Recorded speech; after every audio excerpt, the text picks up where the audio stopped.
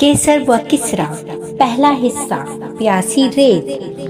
एक दिन दोपहर से कुछ पहले आसिम और उबाद यरूशलेम से कोई 5 कोस दूर फिर उस सराय के निकट पहुंच चुके थे जहां उन्होंने कुछ हफ्ते पूर्व दमिश्क जाते हुए एक रात गुजारी थी।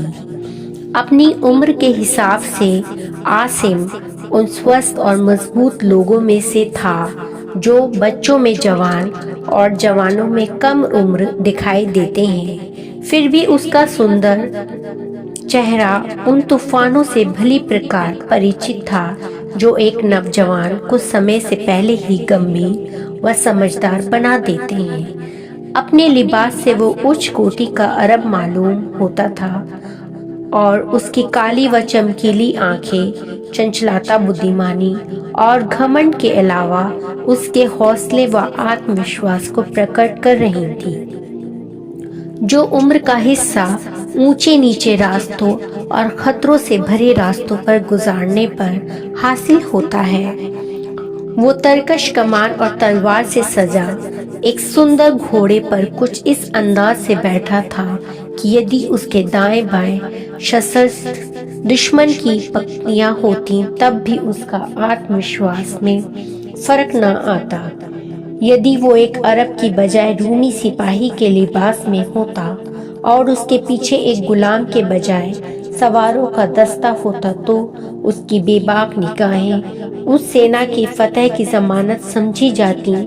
फिर यदि वो नौजवान किसी रास्ते पर उछलते कूदते और हंसते खेलते खिलखिलाते हुए मनमोजी लड़कों के साथ नजर आता तो देखने वाले उसके सैनिक हाव भाव की बजाय उसकी मुस्कुराहटें देखना और उसके कह कहे सुनना अधिक पसंद करते। उबाद उसका लंबे कद भारी भरकम वजूद वाला गुलाम था जो उम्र में उससे 10-12 साल बड़ा लगता था। सवा एक ऊंट पर सवार था और दूसरे ऊंट पर उस जिसकी नकेल उबाद के ऊंट की दुम से बंधी थी सामान लदा हुआ था। सराय की 4 दीवारी बाहर से किसी किले की दीवार मालूम होती थी।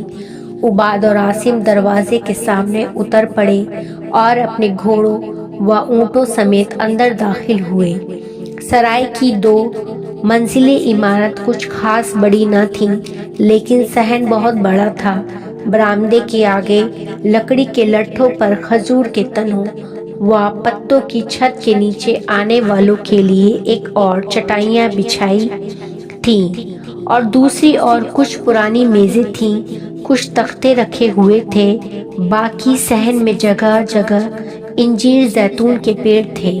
बाएं हाथ की दीवार के साथ एक बड़ा छपरा अस्तबल का काम देता था जिसके अंदर कुछ घोड़े और बाहर कुछ ऊंट बंधे हुए थे। निकट ही कुछ मुसाफिर पेड़ों की छांव में आराम कर रहे थे। 4 यहूदी एक मेज के पास बैठे हुए जुआ खेल रहे थे।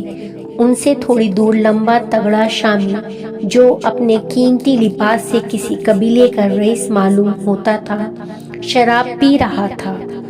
उसका हबशी गुलाम अदब से सर झुकाए उसके पास खड़ा था।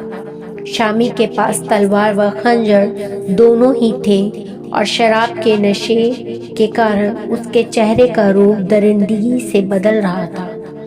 तीसरी मेज पर कब्रस के 2 ईसाई जो यरूशलेम के दर्शन के लिए आए थे खाना खा रहे थे और सराय का मालिक एक हंसमुख स्वभाव वाली मिस्री जिसका नाम फर्मिस था उनसे बातें कर रहा था। जब आसिम और उबाद अपने घोड़े व ऊंट पेड़ों से बांध रहे थे तो फर्मिस अचानक उनके निकट आया और बोला, यदि आप यहाँ ठहरना चाहते हैं तो ऊँटों को यहाँ बांधने के बजाय चढ़ने के लिए बाहर छोड़ दें। मैं उनकी देखभाल के लिए एक नौकर भेज सकता हूँ। आसिम ने जवाब दिया, नहीं नहीं, उन पर सामान लदा हुआ है और हम यहाँ से बस थोड़ी देर के बाद निकलना ही वाले हैं। अरब व्यापारियों के लिए एक काफिले के साथ शामिल होना चाहता हूँ।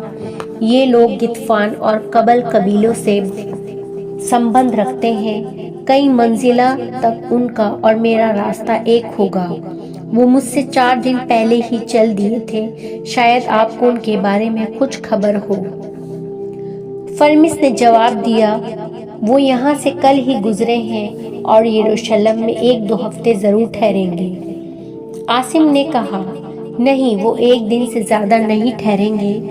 अरब में सुख शांति वाले दिन खत्म होने वाले हैं और मेरी तरह उनके लिए भी किसी विलंब के बिना घर पहुंचना जरूरी है। मैं आज शाम तक यरूशलेम पहुंचना चाहता हूं। आप हमारे लिए खाने का प्रबंध कर दीजिए और यदि आपका नौकर जिसने पिछली बार मेरे घोड़े की नालबंदी की थी खाली है तो उसे बुला दीजिए। मैं नई नालें लगवाना चाहता हूँ क्योंकि इतना अच्छा कारीगर मुझे रास्ते में कहीं ना मिल सकेगा। ये काम तो अभी हो जाएगा। पहले ये बताइए कि आपका सफर कैसा रहा। आसिम ने जवाब दिया, दमिश्क में मेरे घोड़े अच्छे दामों पे बिक गए थे, लेकिन जंग के कारण वहाँ तलवारों की कीमत भी बहुत अधिक थी, इसलिए मैंने केवल कुछ तलवारें ही खरीदना पसंद किया। बाकी पैसों से रेशमी कपड़ा खरीद लिया। मुझे आशा है कि कपड़ों की तिजारत से मुझे अच्छा भला नफा मिलेगा और फिर तलवारों की जरूरत पड़ी तो हम मोता से सस्ते दामों पर मंगवा लेंगे। फर्मिस ने गंभीर स्वर में कहा, मैं दुआ करता हूँ कि अपने देश पहुंचकर तुम ये सुनो कि तुम्हारी जंग खत्म हो चुकी है और तुम कुछ और अधिक तलवारें खरीदने की जरूरत ना पड़े। आसिम ने जवाब दिया, हम वास्तव में जंग से ऊब गए हैं और दोनों कबीलों के अधिकांश परिवार अमन के इच्छुक हैं, लेकिन मेरा परिवार उनमें से नहीं है। मेरे लिए इसमें बुरी खबर और कोई नहीं हो सकती कि औस और खजरज की जंग हमेशा के लिए खत्म हो चुकी है और मैं अपने बाप व भाइयों के खून का बदला नहीं ले सकता।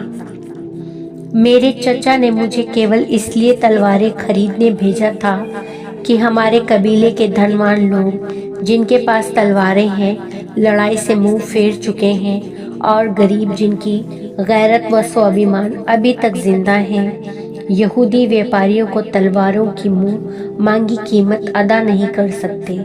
लेकिन मुझे यकीन है कि ये तलवारें हासिल करने के बाद जब कुछ लोग मैदान में निकलेंगे तो कबीले का कोई भी आदमी घर में नहीं बैठ सकेगा।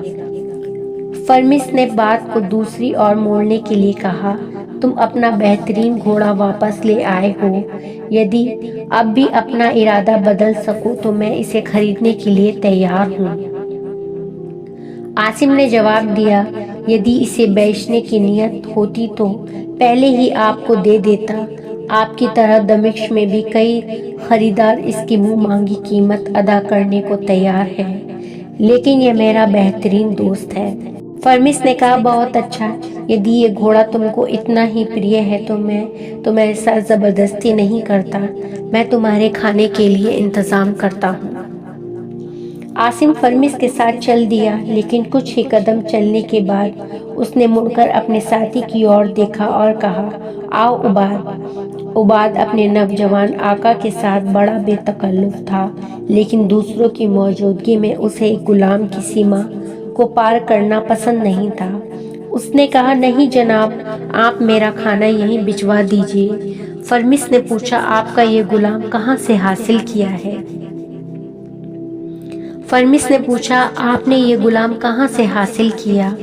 आसिम ने जवाब दिया, जब ये 7-8 साल का था तो इसे मेरे वालिद ने यमन के एक यहूदी व्यापारी से खरीदा था। उस समय मैं पैदा नहीं हुआ था। फर्मिस अपने एक नौकर को घोड़े की नालबंदी कराने और दूसरों को खाना लाने का हुक्म देकर आसिम के साथ छप्पर के नीचे बैठ गया।